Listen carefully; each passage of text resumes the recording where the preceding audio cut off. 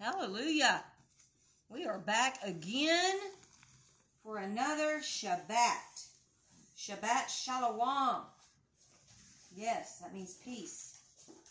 Shabbat is a Sabbath, and that's what this day is. And we are so glad to be able to come together again. At this appointed time, we've been having some tribal talk here amongst ourselves in this congregation together that we have assembled ourselves.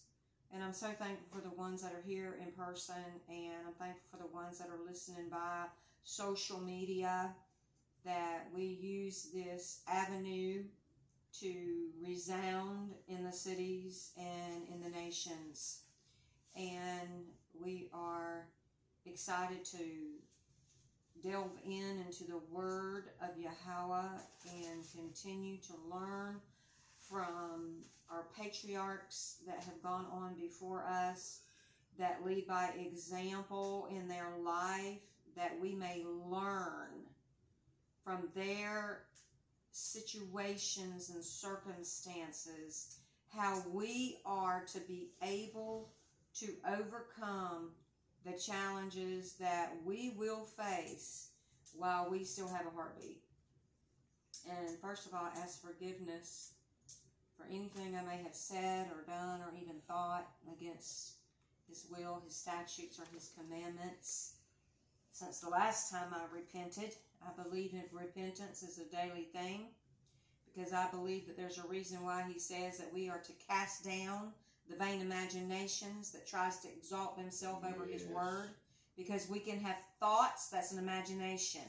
Thoughts are spirits that can come into our head, and we can think things just out of nowhere and not even know where it come from, but then we know that we have to apprehend it because it wasn't a righteous thought. Amen. And I'm thankful that we have that authority and we have that capability in the relationship with the Most High to recognize and discern and to take action against those things that try to penetrate in our mind, that we will have a shield, that it will be impenetrable, and that there is a dome that is around us, that we are impenetrable from the wicked works of the enemy. And I thank you, Yahweh, that your word is true, that your word is powerful, that your word is active. Your word is sharper than any double-edged sword.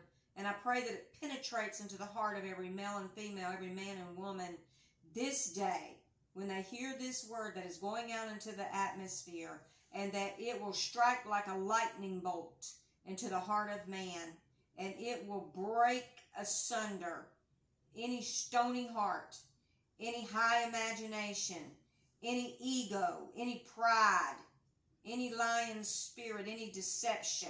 I declare and decree that they be set free from the shackles and chains that have them in bondage in their mind, because they are not in a stable foundation, and that they will receive you as their rock, as the chief cornerstone, as their creator, Yahuwah, Elohim.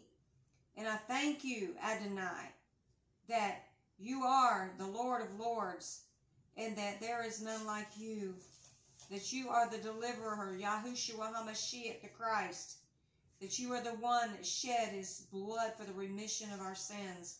And I'm so thankful for 20 plus years of serving you and knowing you and building my relationship continually with you, that I may draw closer every single day. And I pray that those that are under the sound of my voice have that same desire to grow and to learn and to build upon that firm foundation, because the storms are going to come, the winds are going to come, the trials of life are going to come, and we may be able to stand in the winds of adversity, that we may be able to stand in your anointing of your endurance to run this race unto the end, that we may be saved. For there are many wicked devices that are being schemed and plotted out there today. And my prayer is that it fall back on the head that's trying to send it out, that it will not draw nigh my dwelling, and the ones that are in connection with me and in connection with the Most High, that they are going to be protected, just like you protected Noah and his family in the times of the flood. Because your word says that when the time comes for you to come back and to get your children, that it's going to be just like it was in the days of Noah. It's going to be an ordinary day when people are eating and drinking and marrying and giving in marriage.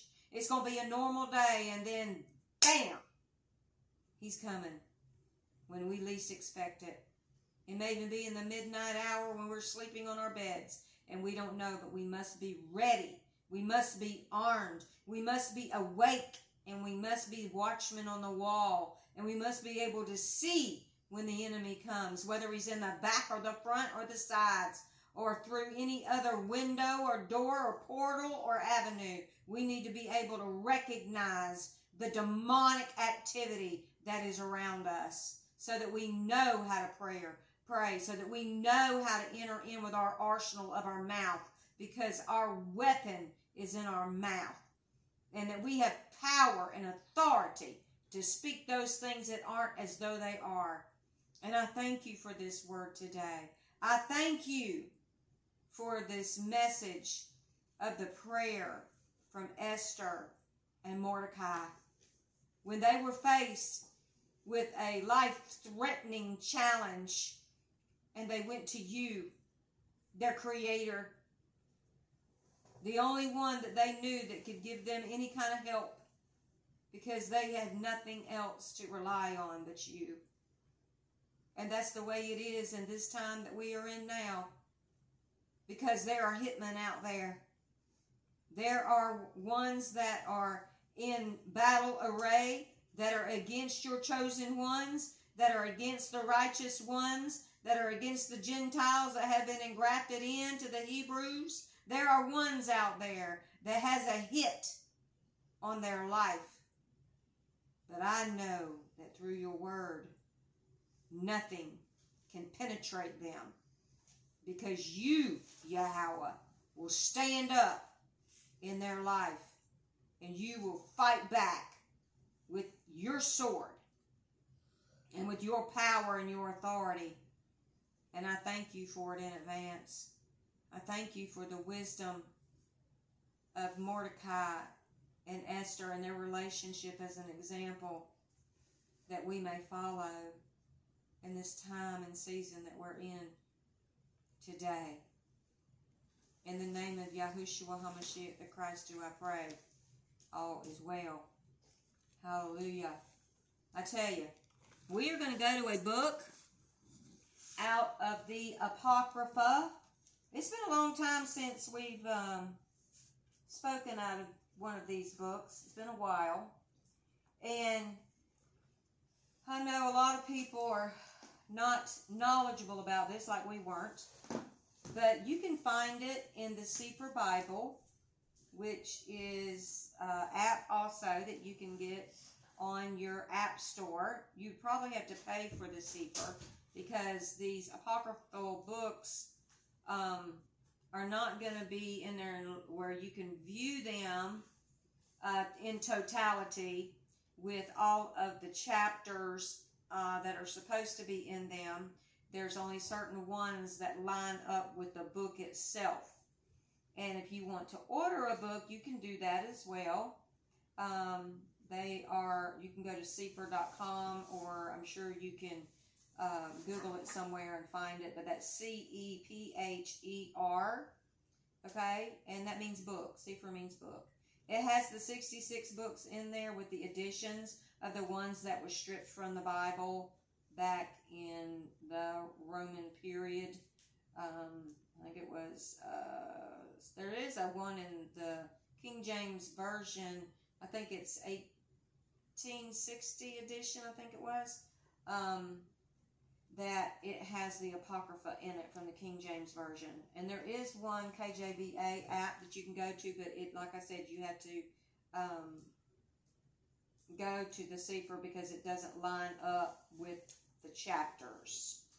So those are things that you need to look for, and we can always help you with that.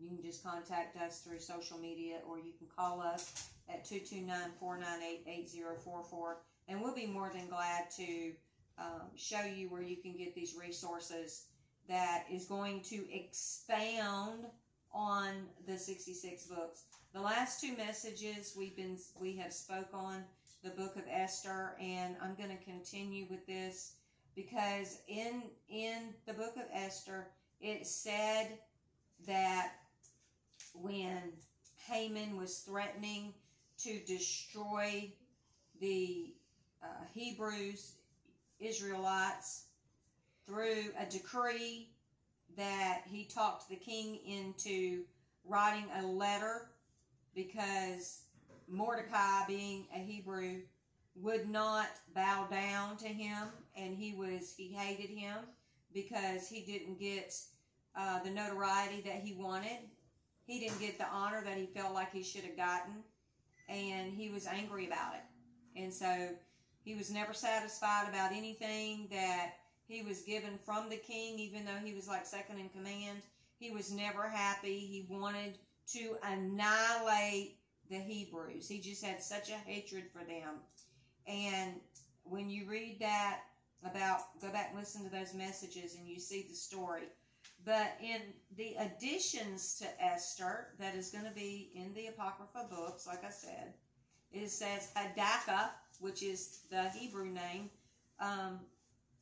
and for the additions to Esther, and her actual Hebrew name was Ecter, E-C-T-E-R. And we go over a lot of these Hebrew terms because that was the language that the Bible was originally written in, was in the Hebrew. So we're going to start in chapter 8 with Queen Esther. And it says in verse 1, Queen Esther also, being in fear of death, resorted unto Yahweh, and laid away her glorious apparel. She's like, she is throwing off anything that is royal. Even though she was the queen, she is in a state of mind that she is fearing for her life. She's fearing for her seed, her ancestors, because of this all-out assault to basically murder them was given by this letter in 127 provinces. So she's in fear for her life, and she requested that her handmaidens and Mordecai and everyone else that was in those provinces to fast and pray for her. With her. She was going to do it as well, without food or water for 3 days. Can you imagine how you would feel without food or water for 3 days? You can live longer without food than you can water. Yep. You need water. Okay, like 75-80% of our body is made of water. You need water. So this was 3 days, and she's praying this prayer in 3 days. And you know, I always wondered for the effect that her prayer and fasting and Mordecai had for 3 days. It had to be pretty powerful for the end result. And Esther's prayer here is so amazing to me as a young woman that was put in a place that she didn't ask for, but she was guided to go to this place by her uncle, who was her father figure. Basically, he was her father because her parents died. So she was an orphan. So he took her in, and he's raised her since she was a child because her parents died. Or passed away, should I say. We just got to talking about that. So, in verse 2, so Anne laid away her glorious apparel and put on the garments of anguish and mourning. And instead of precious ointments, she covered her head with ashes and dung. and she humbled her body greatly, and all the places of her joy she filled with her torn hair. And I thought about this when I read this. I was like, oh my goodness. Here you have a palace queen that had been anointed with all kind of oils. Yes. For a year.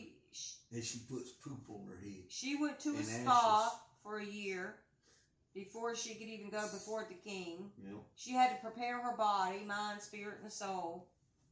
And here she is. This tells me just how desperate she is. That she humbled herself and she threw off all that beautiful attire, clothing, jewels, perfume, whatever. She was not going to make herself look good or feel good. Because I got to tell you, as a woman, I can tell you, your attitude is a lot different about how you feel when I'm out there mowing the grass and I'm all dirty and, grimy and sweaty. I don't feel as good as I do after I take a shower and I put on some pretty clothes and, some body lotion and some makeup and all that and fix my hair. I feel really good when I do that because I look prettier than what I do when I'm out there hot and sweaty in the yard. Okay? But I could imagine, this was Queen Esther. She said, you know what? I don't care about none of this royal stuff. I care about my family. I care about my life. I feel about my children that I don't even know yet. These kids that are maybe my nieces or my uncles, my aunts, whatever. I really care about my uncle because he's the one that's been raising me. Wasn't her uncle? It was her cousin. Okay, her cousin. He's been raising me. And, what about his brothers and sisters and everyone else? Because there's 127 provinces that they're all in and they've been scattered. Right? So there's a whole lot of people out there that their life was dependent upon Esther going before the king and trying to prevent this from happening.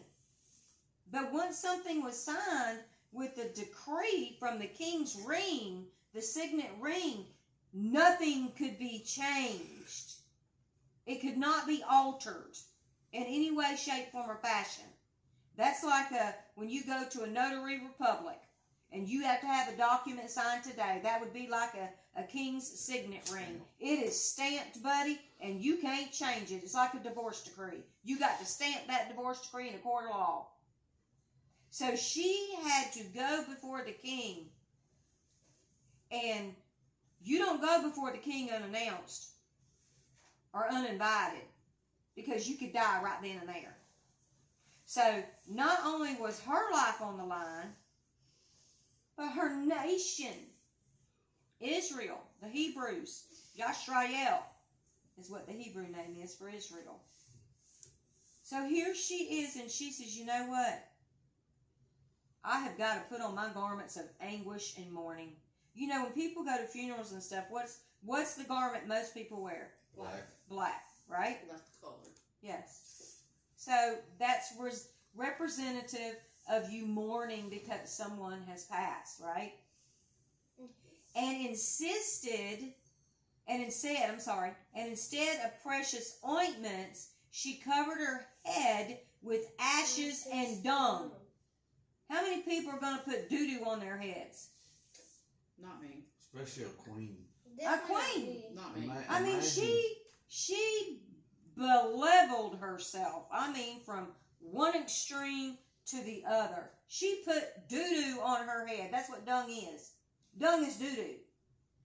So she wasn't smelling too good for 3 days. I bet not. Well, actually, back then, they did not bathe the way that we do. I know. And for women, it was usually after their body performed their cycle. a certain. Yep.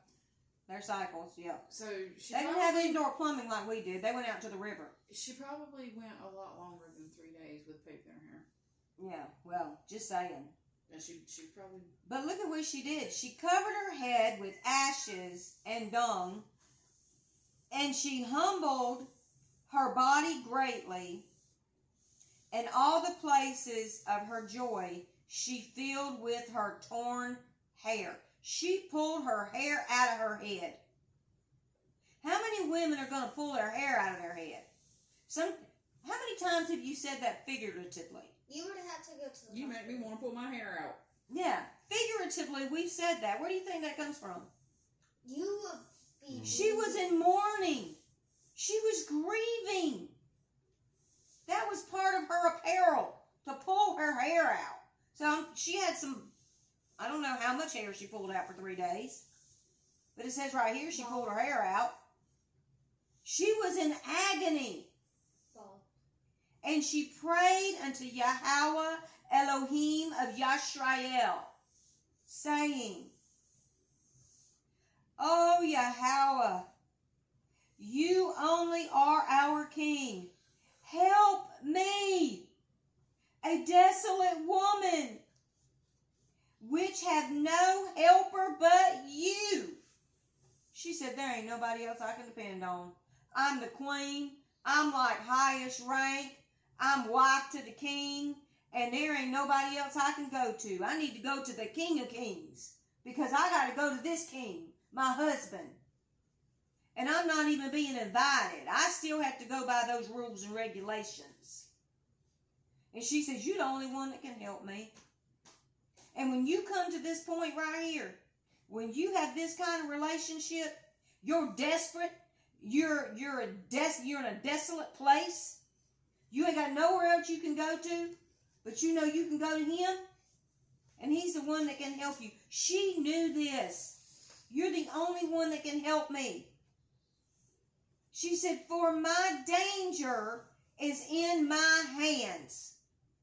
She says, it's all up to me. It's all in my hands. How would you like to have this responsibility that she had? She was a young woman. And she was put in this position. But Mordecai knew, because Mordecai raised her in the ways of the Torah. He trained her. It says, from my youth up, I have heard in the tribe of my family that you, O Yahweh, took Yisrael from among all people, and our fathers from all their predecessors for a perpetual inheritance. And you have performed whatsoever you promised them. She said, I done heard it down in the history.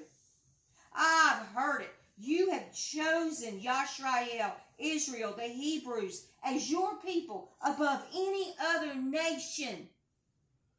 You said that they're yours. She's reminding him, this is what you said.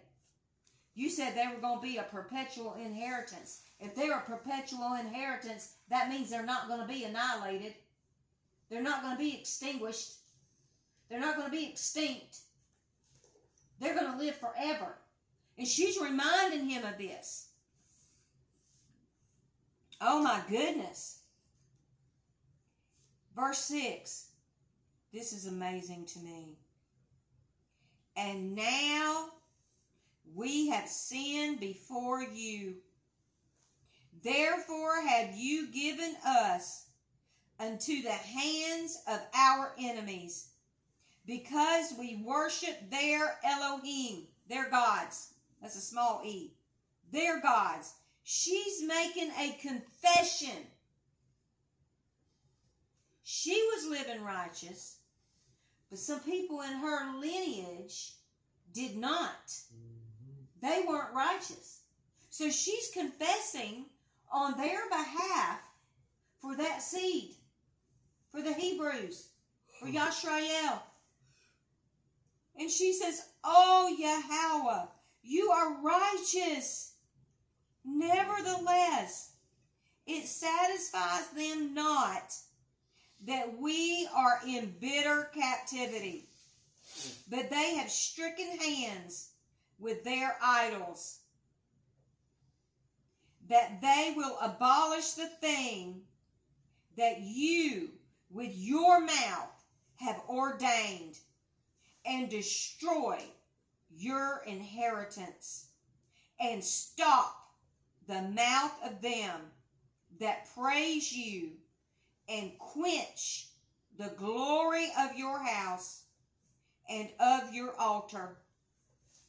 She's saying, there ain't going to be nobody else to worship you. If this nation is destroyed, nobody else is going to praise you. There's not going to be an inheritance left. There's not going to be a seed left. There's not going to be a baby. There's not going to be a child. Nobody. All of them are going to be annihilated. There was a hit on every one of them.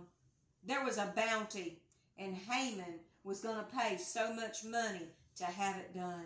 Yep. There's still bounties today Yep.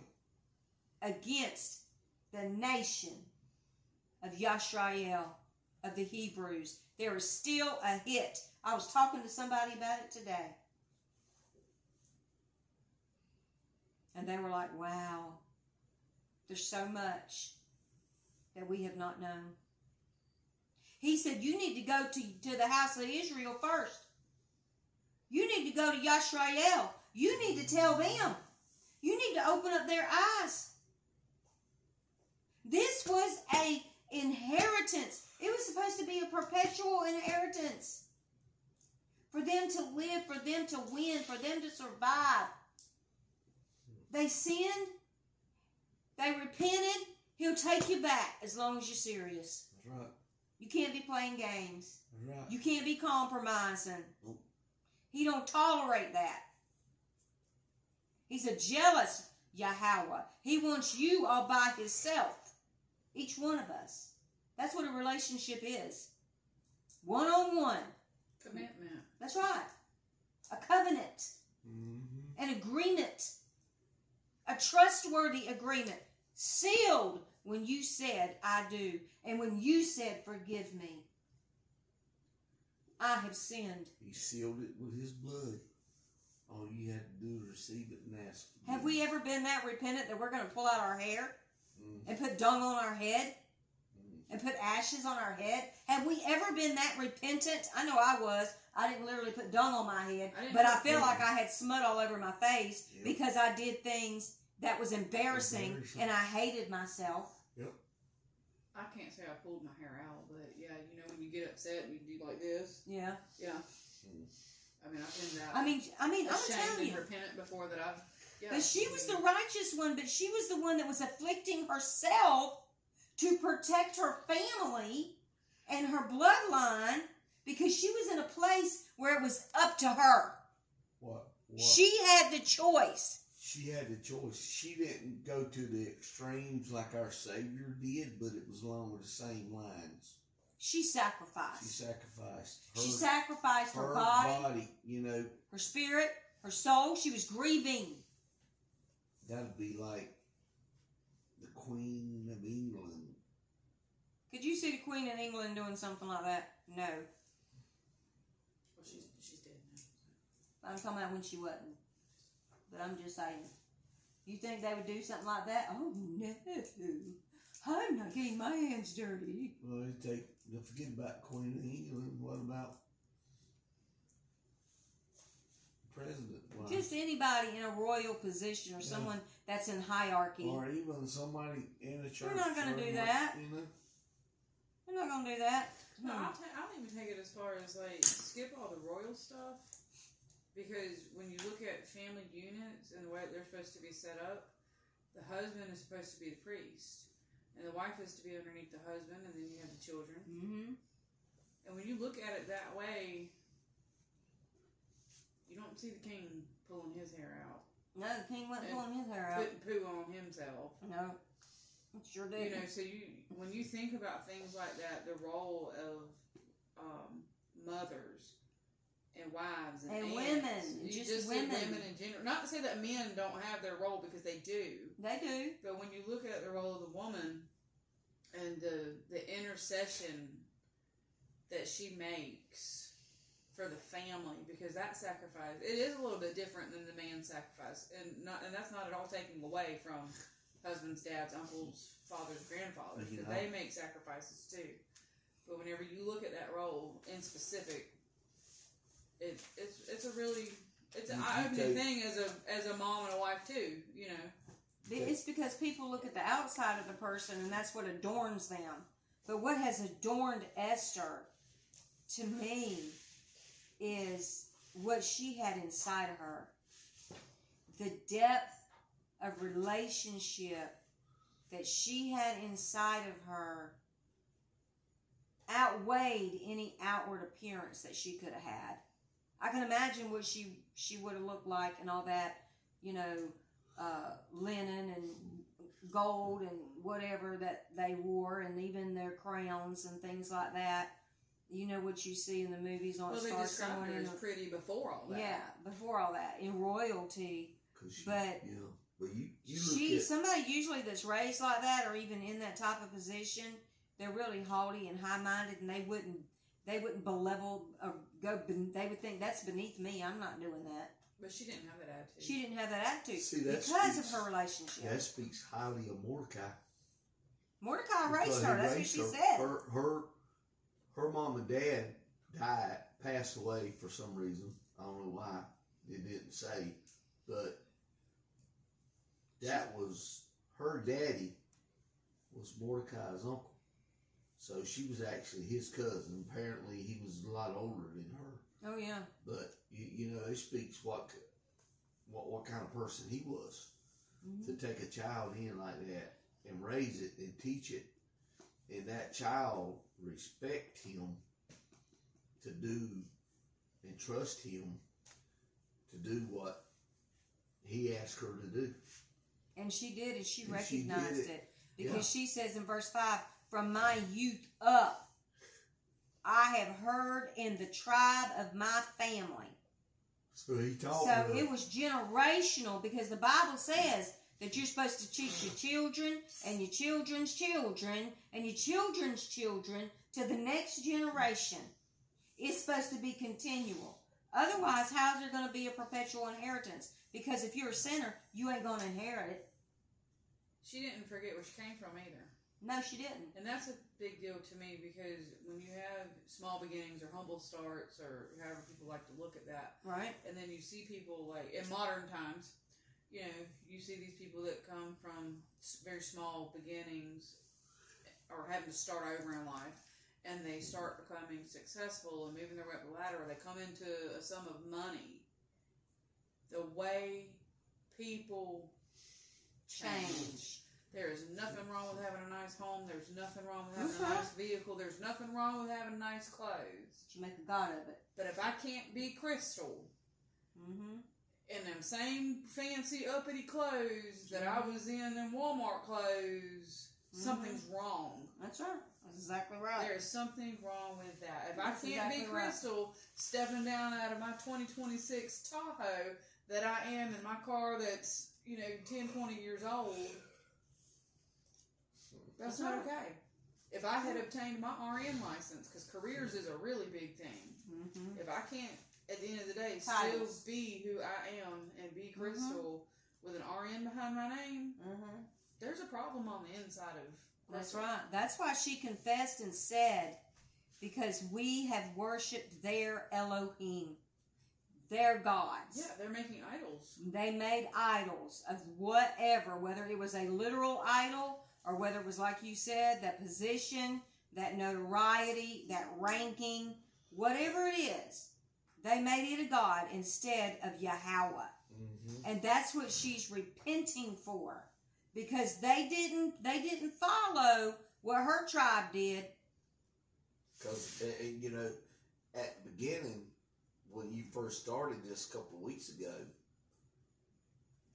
Mordecai and her were actually slaves. Yes, They brought, that's so right. they And she people that stated brought it. We them were in- sold. The slaves were sold, and how people can't get that in the Bible? Sold is sold. I mean, they were bought for. It was price. human trafficking, Yeah. Yeah. and it's still going on today. Slaves over in Egypt were just like the slaves here for the slave trade that we learn about in school, Yeah, And they're treated like livestock. that's right. They're not even treated like humans. Yeah, because they're Your property. yeah. Abraham. That's sad. It is sad. Abraham had slaves because remember when the Most High made a covenant with him for him to be circumcised, even his Servants. Circumcised servants. They called them Servants. servants, but they were slaves. But Abraham didn't treat them like that. He treated them like one of the family, But they obeyed his rules. There is an inheritance, and that's what this is. If you don't obey the Torah That's the key. and Obey. the word, you're not going to get it. And she confessed that. We've sinned. So she was interceding and standing in the gap for all those that's been doing this. That takes a real woman. A real woman. A real young woman. A mature young woman. The only way A one that has a relationship with the Most that's High. it right there. That's That was it. That you was can't why be she was able mature. to do it. You can't be mature and say that you're in a relationship and you're not, and you're doing things opposite of what the commandments say. That's not mature. You can be an adult. I've heard it so many times where people have said, "I'm grown. I'm grown. But you're still a baby. You're still sucking. I'm grown." You may be grown in number because that's what the state says you are, or the government says you are, but your actions are childish. Okay? It don't work that way. So be grown if you want to.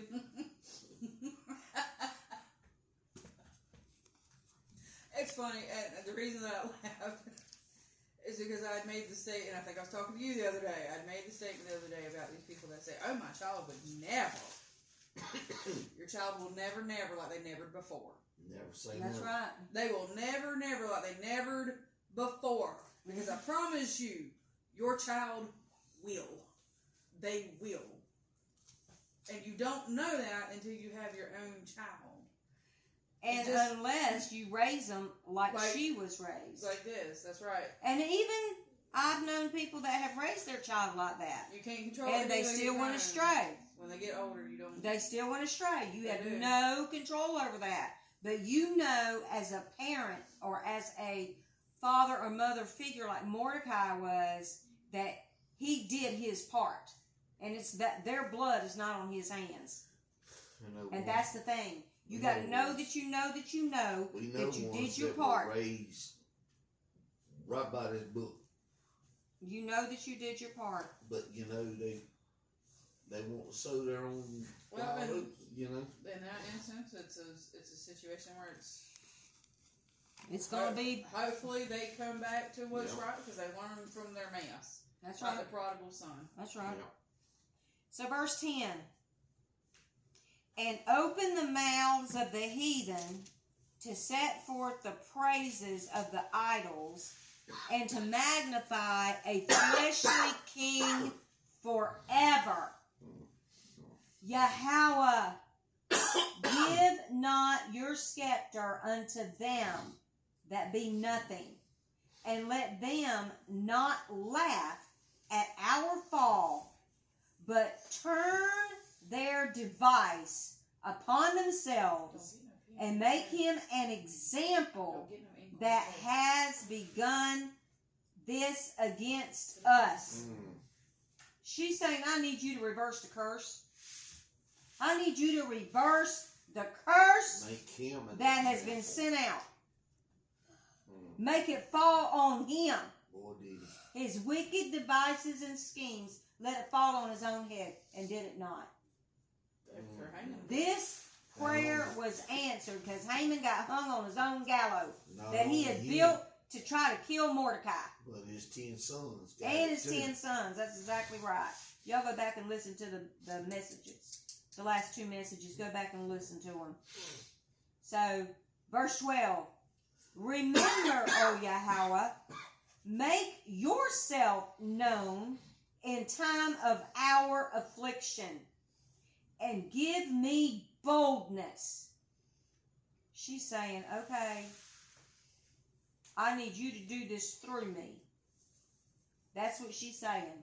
She said, I need you to give me the boldness when I go in before the king that I'm going to be able to do this. Because I'm basically just a young girl. I'm here. I'm in my role. I'm willing. I'm fasting. I'm praying. I'm asking you to do this through me because I'm just a vessel. King of the nations and Yahweh of all power. This is powerful. She's giving You see how she's recognizing him and his authority? You're the king of all nations. Not just these 127 provinces. You're the king of all nations. King of kings. You are king of kings. You have all authority. You have all power. It's in your hand. Give me eloquent speech in my mouth before the lion.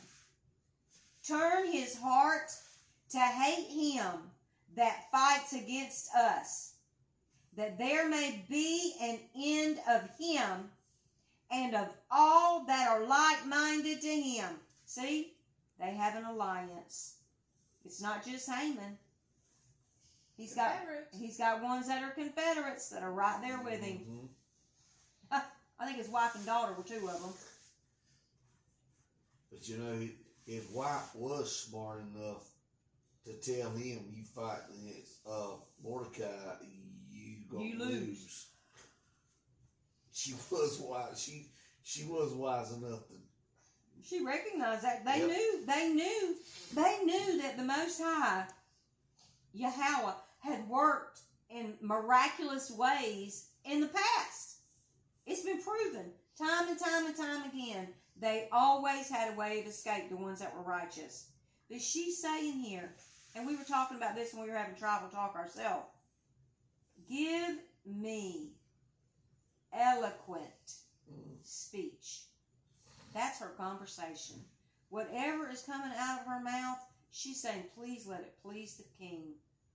I need it to be so eloquent that there's not going to be any doubt whatsoever comes out of my mouth.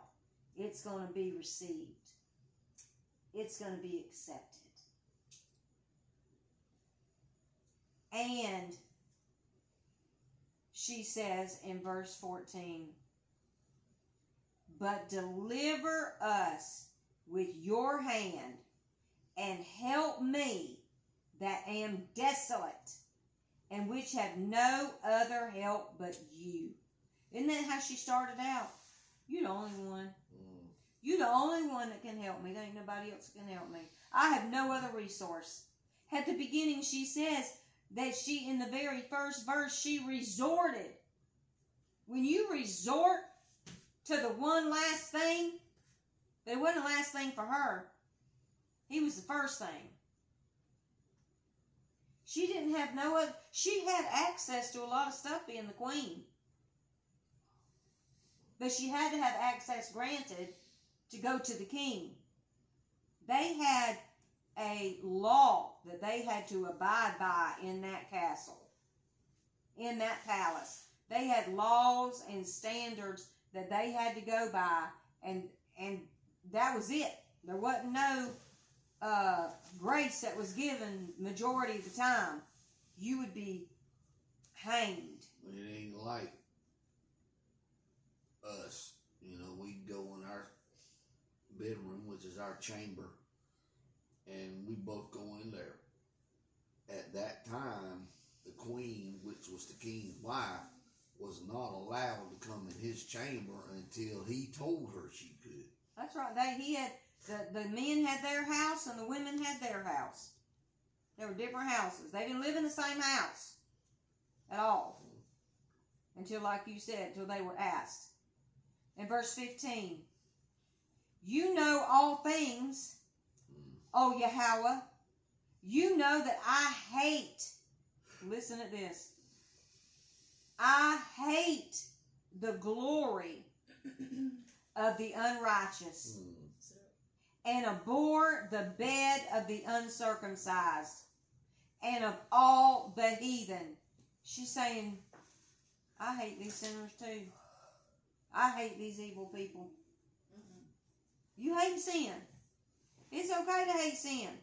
She said, I abhor it. These people that are making idols out of other things and not you.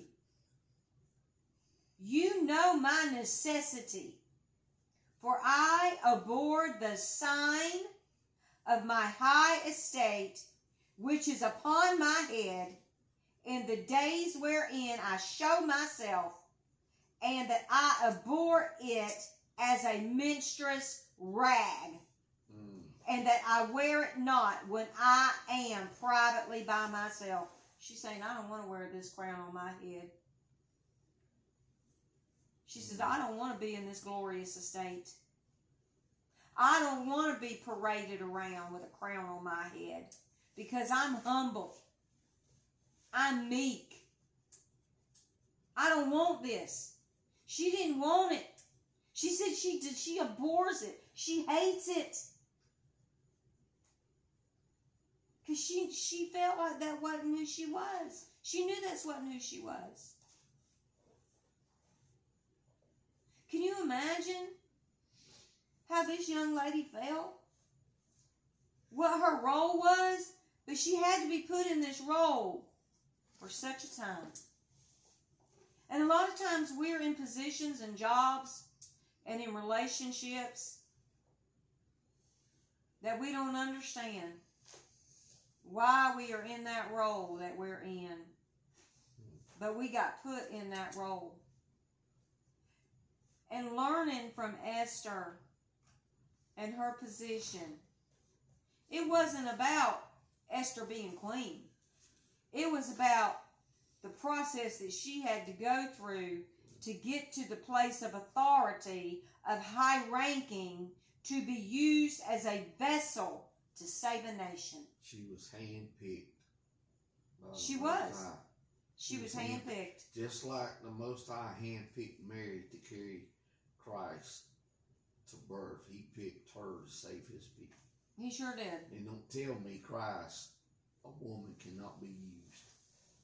Of course a woman is He used. used them all through the Bible. He sure did. Powerfully. He sure did. They were the ones that come took care of Him when He had been hung on the cross and was in the tomb while the men were running around hiding. And you know how you see how descriptive she is about how much she abhors to wear that crown on her head as a menstruous rag? That is filthy. She equivalent it nasty. to something that is Nasty. Nasty. Well, and filthy. it's unclean. It's very unclean. Because they were making her God then. Because they bow to worship the queen. Don't they? Don't they curtsy and stuff like that in front of royalty? Well, That's you know, one of the things that they do in a palace. The queen was, if the king showed him favor like he did, Esther was very special person, because when he come back in last week's sermon that you spoke on, when he came back in and he found Haman laying on her bed, he got the axe. Ooh, the king got, you throw your son. No.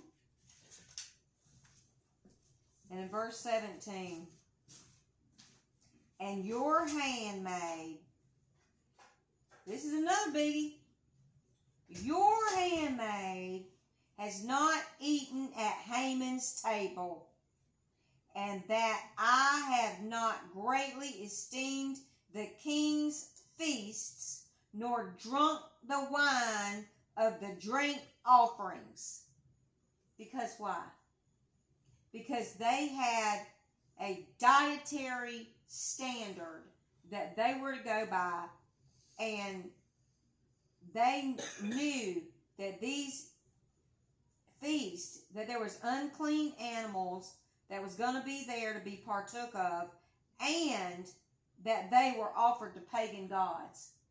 Because the first thing she says is, I repent, because we have worshipped other idols. She did not want to put anything unclean in her mouth. She says it right here, I have respected your dietary laws, and I have not touched that food. That says something there, because you can imagine what was in them feasts. I mean, they had banquets. They had all kinds of food out there for you to pick from. Not only the food, Philip didn't even participate in what he had to drink out there. Yeah, that's what she said. She said, I didn't even drink your wine. I didn't even drink their wine. She wanted to keep herself Pure. clear-headed and holy.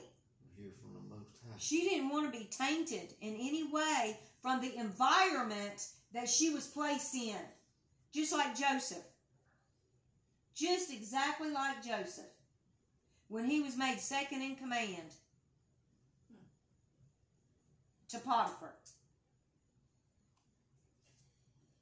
Neither had your handmaid any joy since the day that I was brought hither to this present, but in you.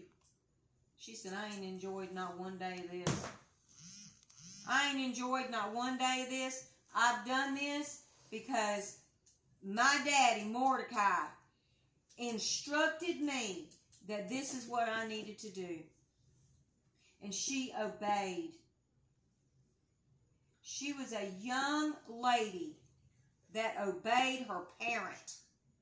How many young men and women obey their parents today?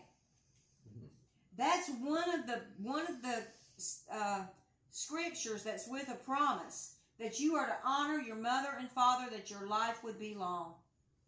She honored Mordecai.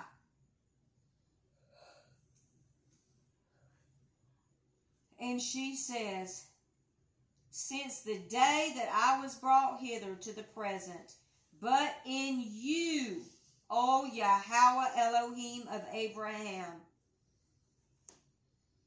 O El Elohim, above all, hear the voice of the forlorn and deliver us out of the hands of the mischievous, and deliver me out of my fear. Because you can just imagine how afraid she was to go before the king. And everybody's life was laying on the line for Esther to be able to have the strength and the stamina to go in there after fasting for 3 days without food or water. She knew that she was going to be weak. And she was afraid whether or not she could pass this test. Am I going to be able to perform it? Am I going to be able to speak well? Am I going to be able to carry myself with dignity and honor? Well, and also, she could have been afraid of Haman. Yeah. Because he was powerful, and he was in a position a whole lot longer than her. Mm-hmm. So that'd be like, here, you work for a corporation, you got big guy at the top, and then you got his little right-hand man, big guy at the top. You come in, you're the new kid on the block, but you know that the right-hand man is embezzling money, so to speak. Right. Or doing something that he shouldn't be doing. And you know about it, because you're pulling all the company reports. Mm-hmm. And you got to go tell big man about little big man embezzling all the money. It's like seniority. Yeah, that would be It's a scary place. Yeah, because this guy could not only have your job, but he could really ruin things for you. Mm-hmm. Exactly. And she's young. she had a lot that she was concerned about. I would be too. Absolutely. In chapter 9, verse 1, and upon the third day, here's the third day, she's finishing her fast. When she had ended her prayers, she laid away her mourning garments and put on her glorious apparel. And being gloriously adorned, after she had called upon Elohim, who is the beholder and Savior of all things, she took 2 maids with her. She needed an Aaron and a Hur. She needed an Aaron and a Hur to help her, didn't she? Mm.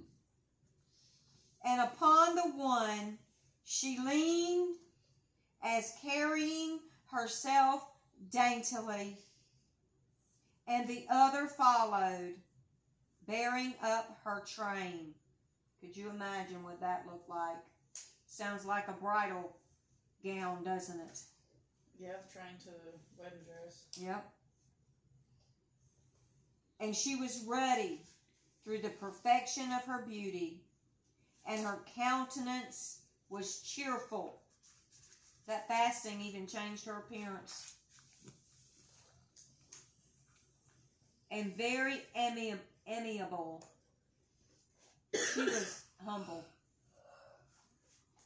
But her heart was in anguish for fear. She had to put on the spirit of boldness. But inside, she was shaken inside. She was fearful. Then, having passed through all the doors, baby, you got to go through some doors before you can get this position. You hear me? You got to go through some doors of adversity. She done been through some doors of adversity. You see what she's done for 3 days?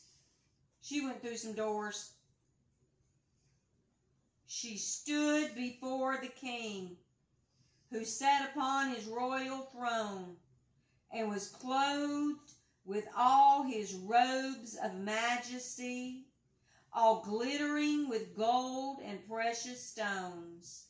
And he was very dreadful. Then lifting up his countenance that shone with majesty, he looked very fiercely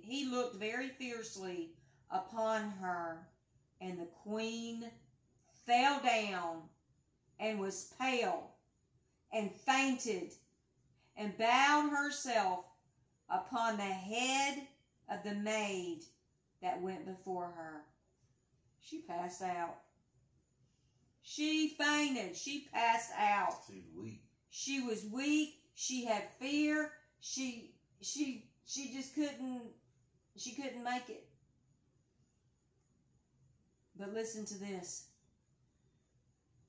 Then Elohim changed the Ruach, which is the spirit, of the king into mildness. Because that's why she fainted. Because he looked like he was angry.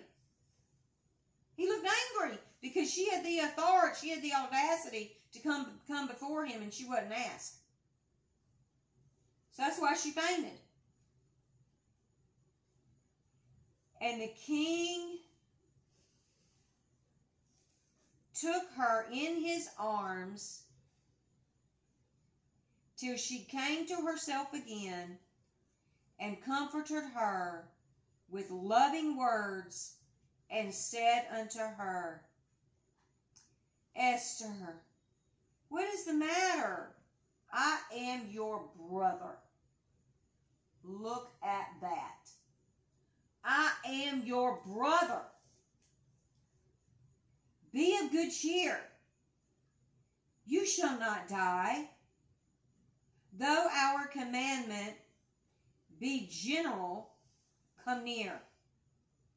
And so he held up his golden scepter and laid it upon her neck, and embraced her and said, Speak unto me.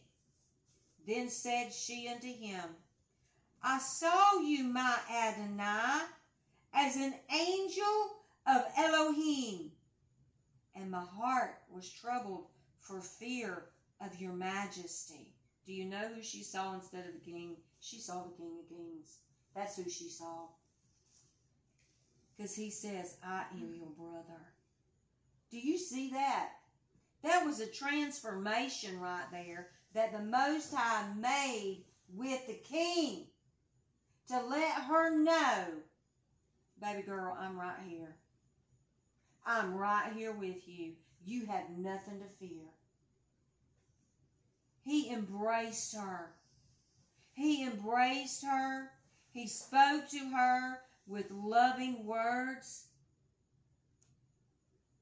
and said unto her, Esther, what is the matter? I'm your brother. Be of good cheer. You shall not die, though our commandment be general. Come near. And so he held up his golden scepter and laid it upon her neck and embraced her and said, Speak unto me.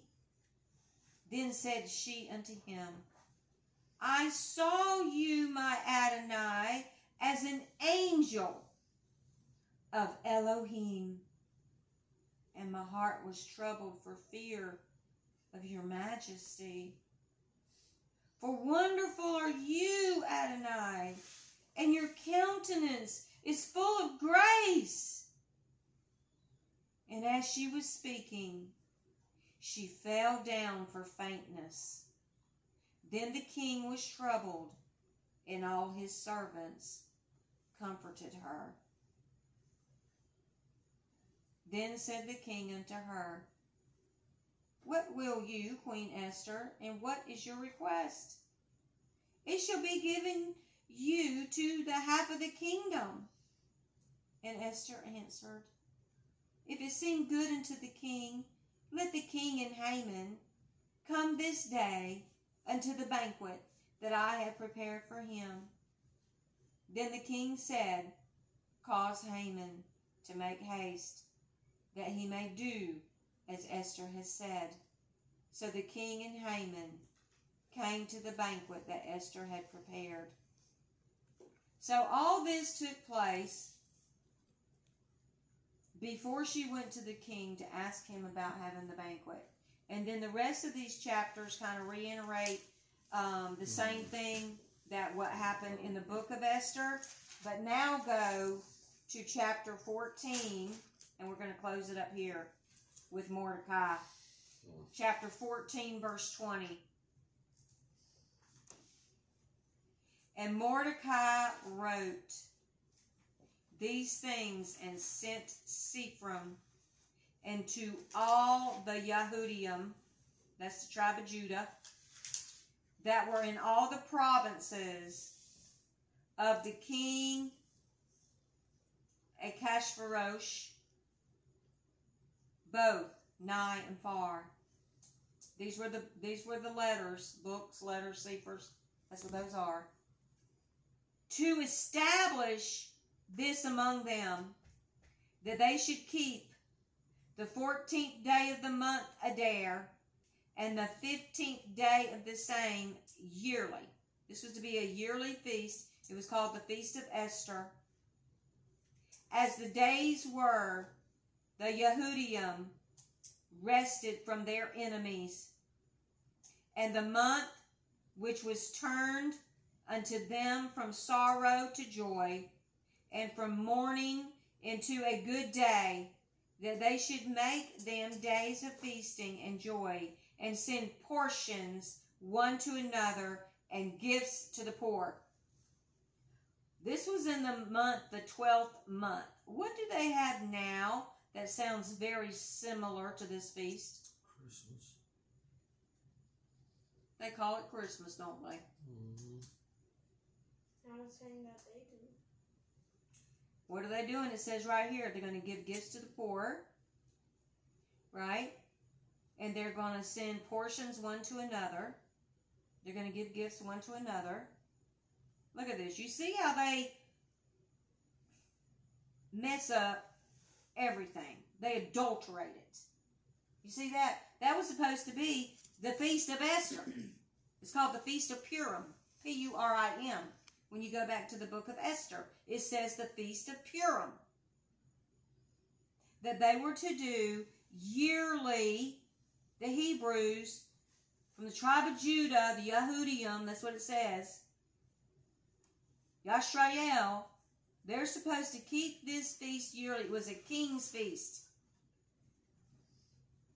Do you have something you want to say, Crystal? I looked up the month of Adar because I'm still learning about that calendar also. Uh-huh. And what I've looked up is that Adar, how do you say it? Adar, yeah. Is the 12th month of the Jewish calendar, corresponding with February to March and the Gregorian calendar. It is a month of joy, celebration, most notably marked by the holiday of Purim. Mm-hmm. Adar is known as a time of joy and good fortune. Purim, the most significant event in Adar, is Purim, which commemorates the Jewish people's deliverance from Haman's plot in the book of Esther. Yep. In a regular Jewish year, Adar falls in February to March. In a leap year, there are 2 months of Adar, Adar 1 and Adar 2, with Purim celebrated in Adar 2. Adar is the last month before Passover, which is also Nisan. Mm-hmm. And it's a time of preparation for this important festival. Adar is mentioned in the book of Esther, where the events of Purim take place. The Hebrew letter associated with Kedar is Kuf, which is K-U-F, which is linked to doubling, multiplying, and holiness. Mm-hmm. So that's interesting because if it's giving gifts and they're eating and all this, and the other holiday that is celebrated in that time is Valentine's. And then here it says the 14th day of the month of Adar. 14th and 15th day they are to rest. Yeah, so that's interesting to me too. That You see how much they adulterate the calendars? the holidays for Yeah. the Gregorian calendar were taken from feasts that were supposed to happen for the Jewish calendar. For the Hebrews. Yeah. Because Jew means Hebrew. Yeah. For Yisrael, for that nation, for Israel, Yisrael, for the Hebrews. And see how they've adulterated it? They can't keep this because they haven't been keeping it because they don't know. It got stopped in the perpetual inheritance that the parents were supposed to teach the children and their children and their children's children. It got lost because these books were taken out of the Bible. Their altars were torn down. Their properties were taken away from them. Their families were snatched out of their hands. Their babies were fed to the alligators. Their children were separated from them and sold into slavery. They have been done a horrible, horrible injustice. Well, not just, and not to take away from any of that, because all of those things are really horrible, but to strip somebody down. Bare naked. Change their name. No, on the inside, to the But core of who literally, they are. from the inside out, Literally. they stripped them bare naked. You change their name. Yes. You force them into a religion. Yes. Change their language. Change their language. Yes. You change their calendar. Yes. You change their alphabet. Yes. Like this stuff, it wasn't just this outside, here's some cash, give me that one. Right. This, and that's bad enough, because I Yep. do not agree with human selling, period. But to the depth It's deep. of what it went to It's deep. erase for them They the wanted truth, to annihilate them as a people. that is such a, horrible is not even the word that I'm looking for, because it's worse than that. It is. When you look, because even what I just read, You talk about mourning and grieving.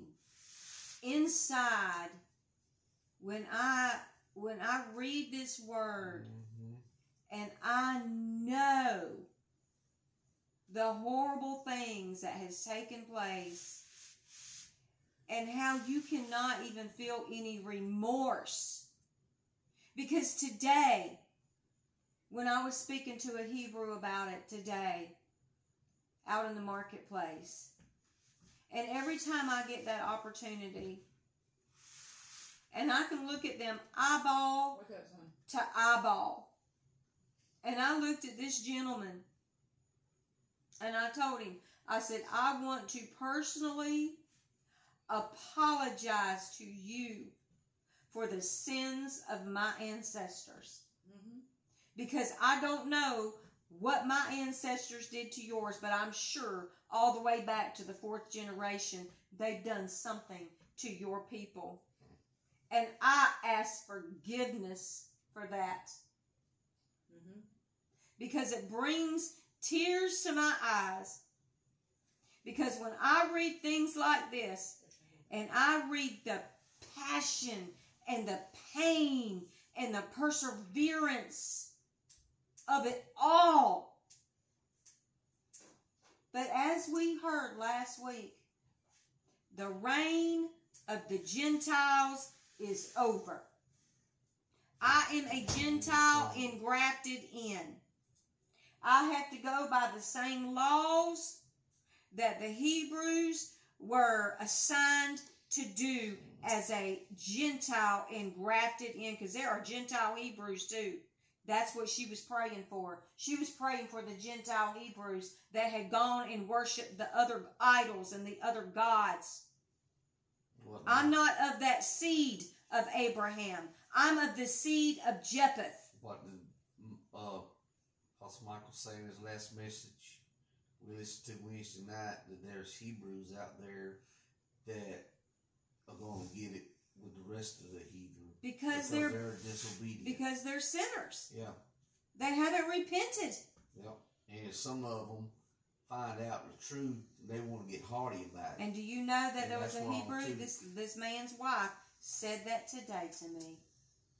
She said, even our people won't listen. Yep. She said they're stubborn and they fight against each other. That came out of her own mouth. Michael said it. She sure did. There are things about this that, Oh, that I read, and even movies that we watch. You know, like the Harriet movie. yes. Oh my gosh. I let Autumn watch that. She was 12, 13 years old when that came out. I let her watch that. Because you know that it lines up with what they learn in school about Harriet Tubman.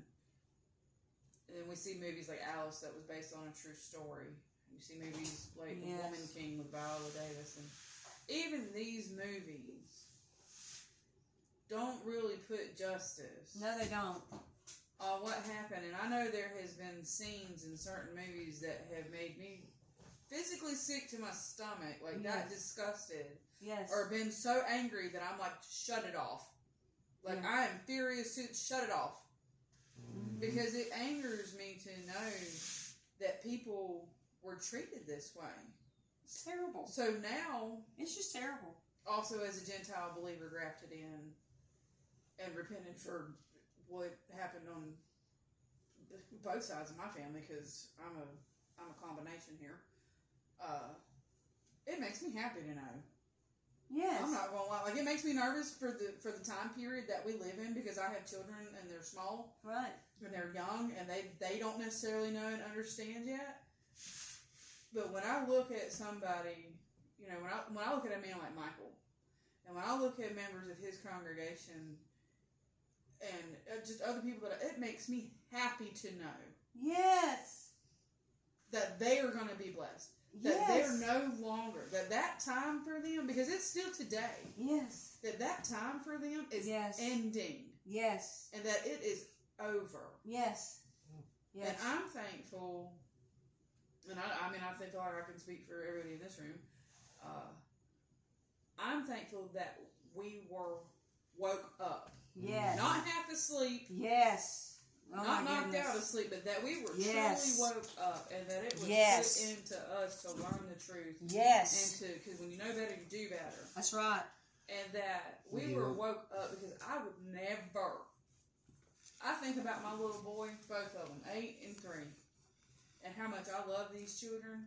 And I could not imagine, like, there's things like what you're talking about that I have read that I have sat here and cried. I know. Because I could not imagine my son when he was an infant. He was 2 when I got him. Feed him to the crocodile. I know. Stick put my him in- infant in a wall. Or put him in a wall, cover him up with mortar. Alive. Henry's 3 years old. And I just can't imagine. I can't imagine making, I mean, I taught him how to dig a hole with some post hole diggers today. And I could not imagine making him stand out there and work like he's a 40-year-old grown man. And if he didn't meet a certain whatever, then this is his punishment. Yeah, I couldn't imagine having my son's raped and I have to stand here and watch. it. And they're holding me back. There is no way. They would have killed me the first day. You see, these Hebrew people were the same color as them. Yeah, some of them, yeah. Yeah. Sometimes. Some of it was. But I'm just saying, for any race taken out of it, as a human to a human, as a person to a person, like a heart, it's a heart. And not to take away from race at all, but I guess I don't focus on a color of skin because I have a couple, you know what I'm saying? So definitely not to take away from. Because you're blended. I am blended. Well, you know. So certain times of the year I could go either way. But either way, what I'm getting at, like, I could not imagine just as a human being what that must have felt like.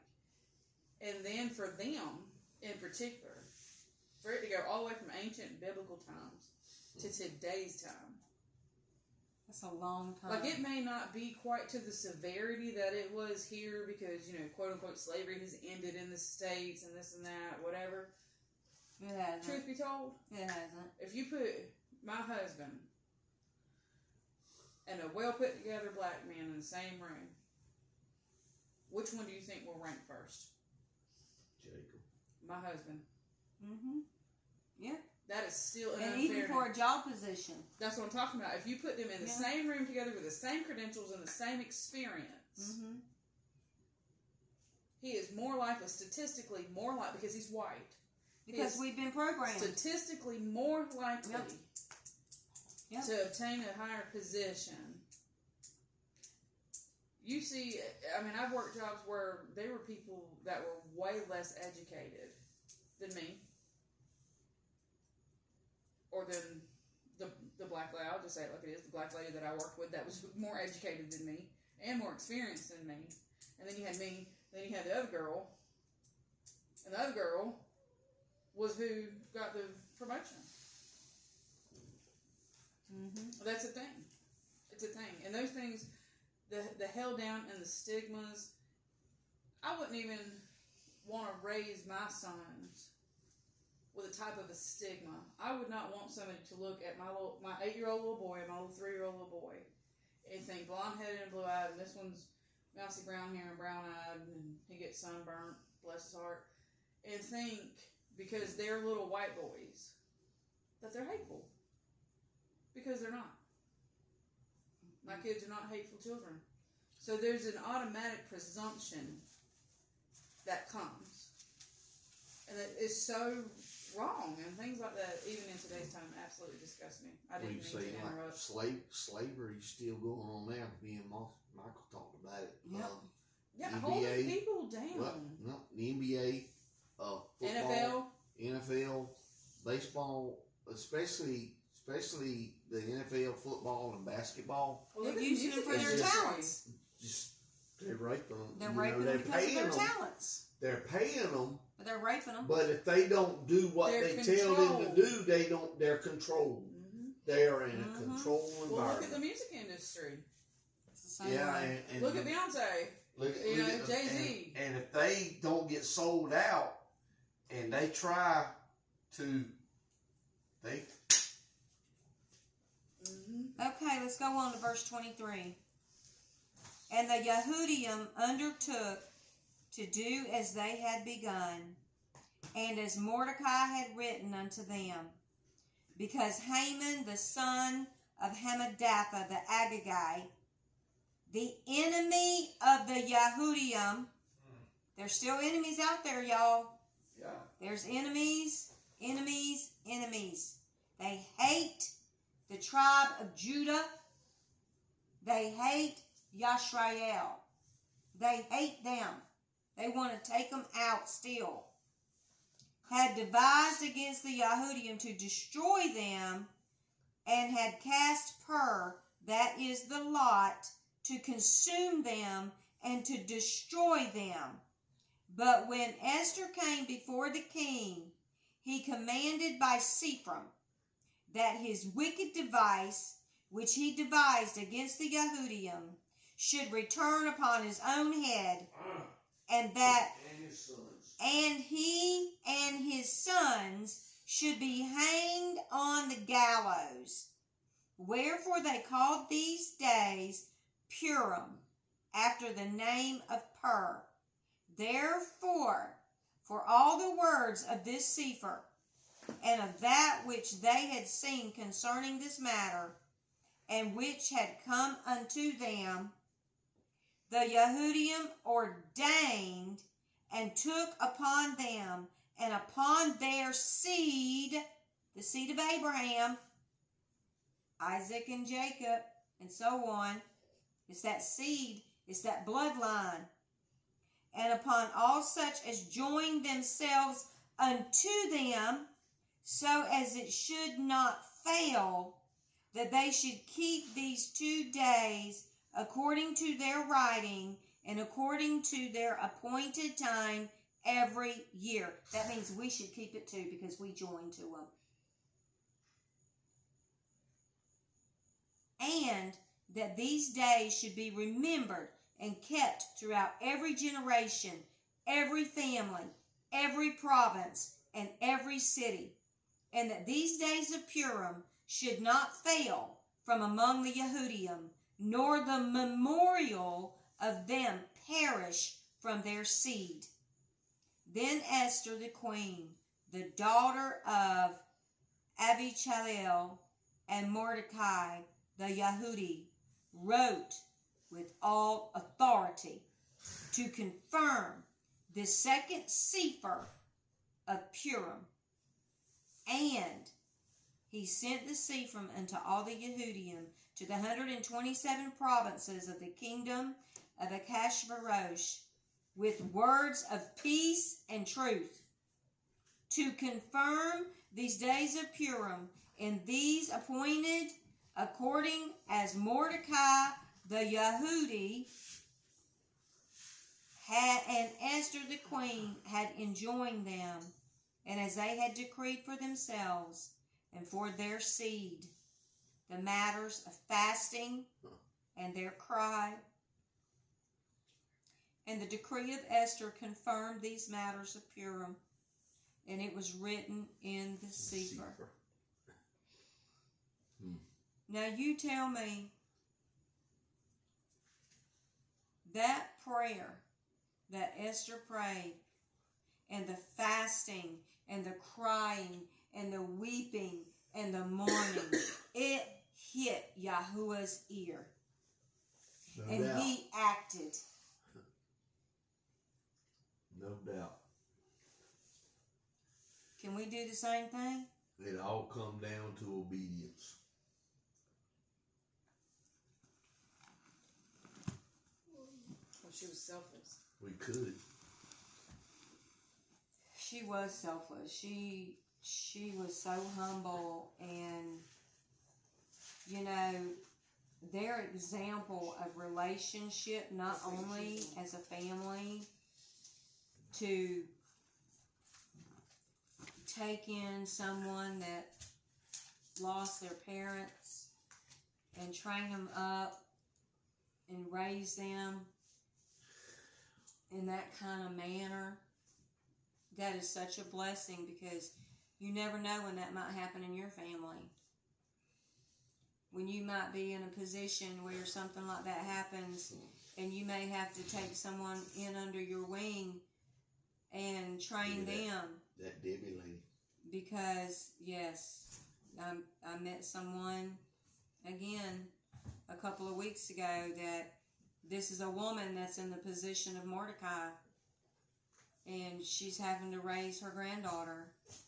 And, you know, it's a suddenly. And you never know when these suddenlies are going to happen. But they happen. It happened to Esther. And she was a little girl. She was a little girl.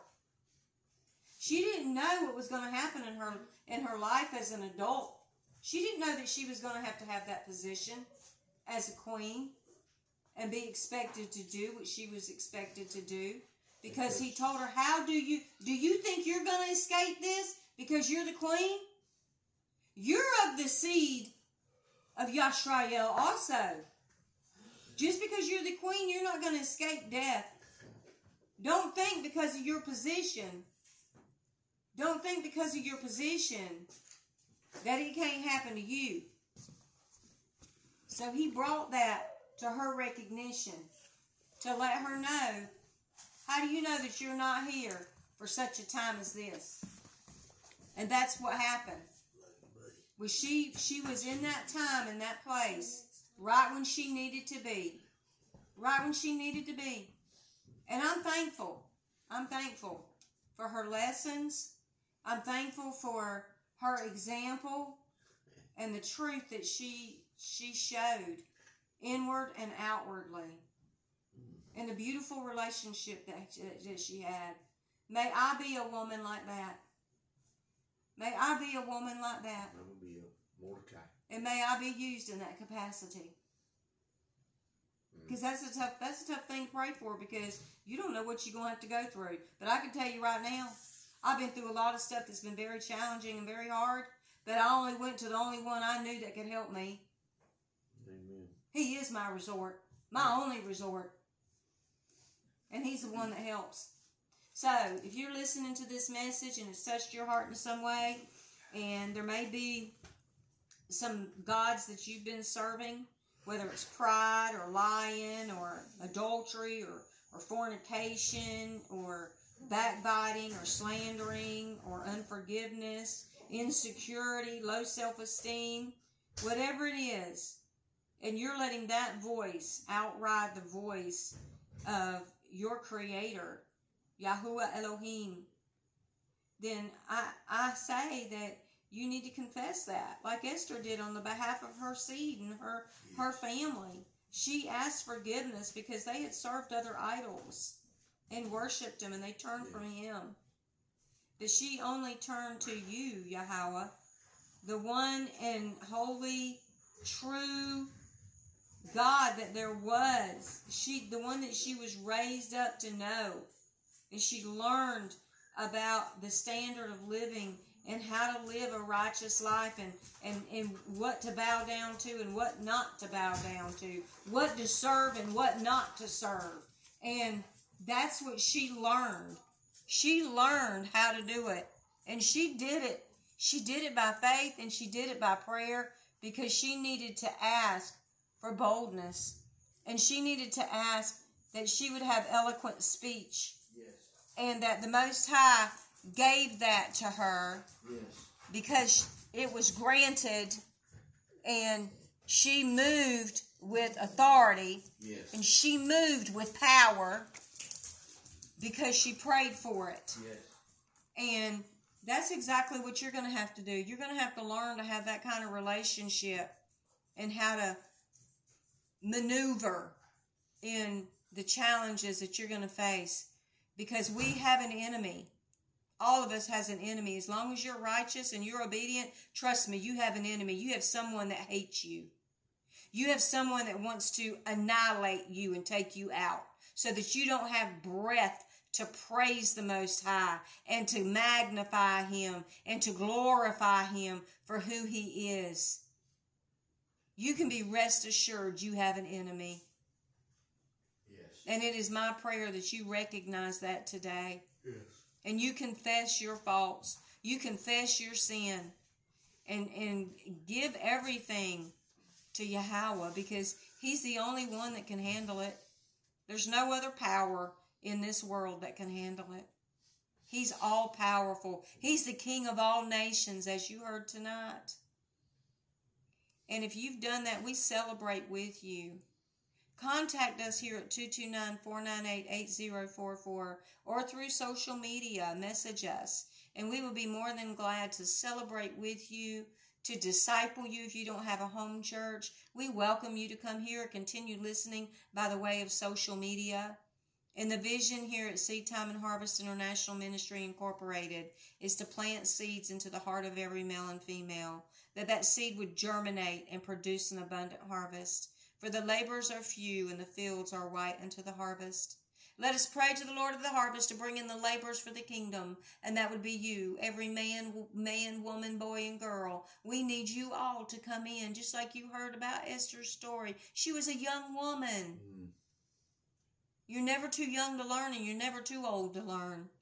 You can come just as you are, with a true, amiable heart and with humility.